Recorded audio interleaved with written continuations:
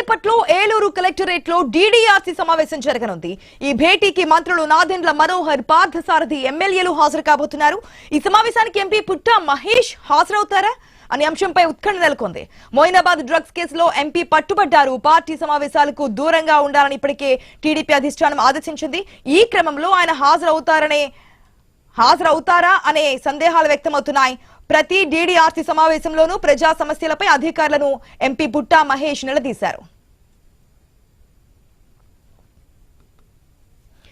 మనం చూస్తున్న మరి కాసేపట్లోనే ఏలూరు కలెక్టరేట్ లో డీడీఆర్సీ సమావేశం అయితే జరగబోతోంది. దీంట్లో మంత్రులు, ఎమ్మెల్యేలు కూడా పార్టిసిపేట్ చేస్తున్నారు. గతంలో చూస్తే గనక ఎంపీ పుట్టా మహేష్ కూడా దాంట్లో పార్టిసిపేట్ చేసేవారు సమావేశంలో.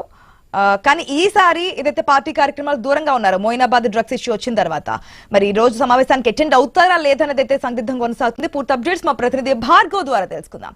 భార్గవ్, ఈ రోజు జరగబోయే డీడీఆర్సీ మీటింగ్ కి ఎంపీ పుట్టా మహేష్ హాజరయ్యే ఛాన్స్ ఉందా, లేదంటే పార్టీ కార్యక్రమాలు దూరంగా ఉండాలని చెప్పారు కాబట్టి ఏ విధంగా ఉండబోతోంది?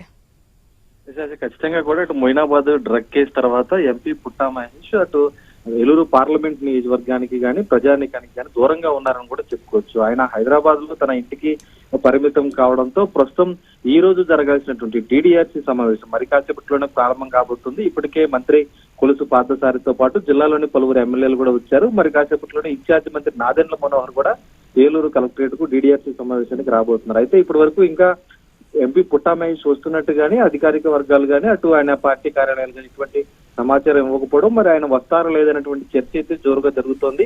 జిల్లా ఉన్నతాధికారులందరూ కూడా ఈ సమావేశానికి హాజరవుతున్న నేపథ్యంలో కూడా వారు కూడా ఒకటే చర్చించుకుంటున్నారు. ప్రతి సమావేశంలో కూడా అటు జిల్లాలోని అభివృద్ధి కార్యక్రమాలపైన అలాగే అధికారుల పరిస్థితిని ఎండగట్టడంలో కూడా తీవ్రంగా తన స్వరాన్ని వినిపించినటువంటి ఎంపీ పుట్టా మహేష్ మరి ఈ రోజు ఏం చేస్తారు, ఆయన సమావేశానికి వస్తారా లేదా అనేది కూడా రాజకీయ వర్గాలు కానీ అధికార వర్గాలు కానీ చర్చించుకుంటున్నాయి. వారితో కూడా ప్రజలు కూడా ఎదురు చూస్తున్నారు. ఎందుకంటే ఈ మొయినాబాద్ లో డ్రగ్ కేసులో పట్టుబడిన తర్వాత అటు ఆయన ఫస్ట్ నెగిటివ్ వచ్చిందని, ఆ తర్వాత పాజిటివ్ వచ్చిందని అనేక కోణాలు కూడా వినిపించాయి. ఆ తర్వాత ఆయన బెయిల్ పై విడుదలై వెంటనే వెళ్ళినటువంటి పరిస్థితి కూడా ఉంది. కానీ ఇప్పటి వరకు కూడా దాదాపు 20 రోజులు గడుస్తుంది. ఏలూరు పార్లమెంట్ నియోజకవర్గంలో ఆయన ఎక్కడా కూడా పర్యటించలేదు. అధికారిక సమావేశాల్లో ఎందుకు ఆయన రావడం అనేది కూడా ప్రజలు చర్చించుకుంటున్నారు.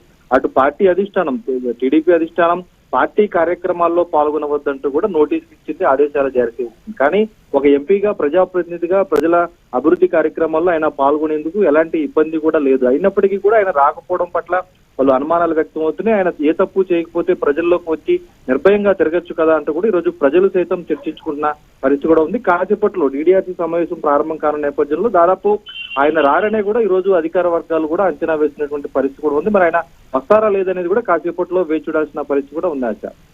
Right Bhargav, thanks for the update.